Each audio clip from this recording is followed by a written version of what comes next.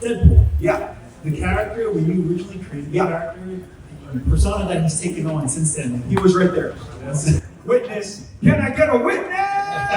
That's when anyone who ever wants to talk crap, I'm like, there were people here. He wasn't created in New York. He was created in Fullerton, California, and Murat was right there. Go ahead. Oh, the persona that he's taken on in cartoons and comics and also now movies, is that what you envisioned for the character? So Murat was there, the pitch. I hope everyone remembers this.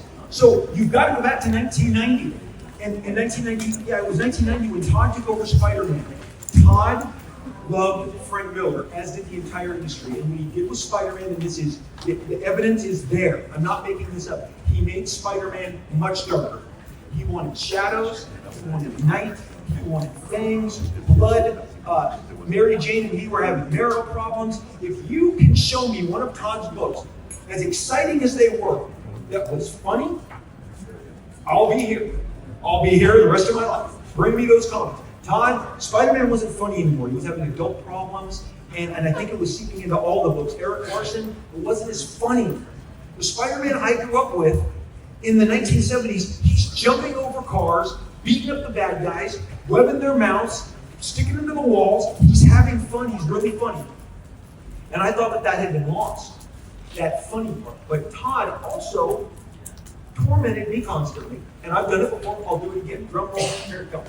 But I just did a Spider-Man page in 1 hour. And you're going to be drawing the new Mutants for the next 10 hours.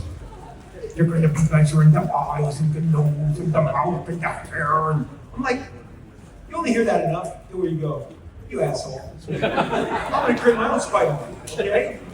And I'm like, and I told Marvel, first of all, I need one thing. He needs to be tied to Wolverine. Wolverine's my favorite character ever. I need to come from the Weapon X program. And I said, he is. I said to Marvel, have you established Weapon X, Weapon 1 through 9? And the editor of the X-Men said, we have not.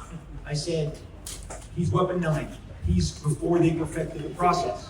And I said, he's an absolute asshole. So, and I said he cracks jokes, he's an asshole. He's the R-rated version of Spider-Man. And they're like, whatever you want, Ron. And I'm going to tell you this.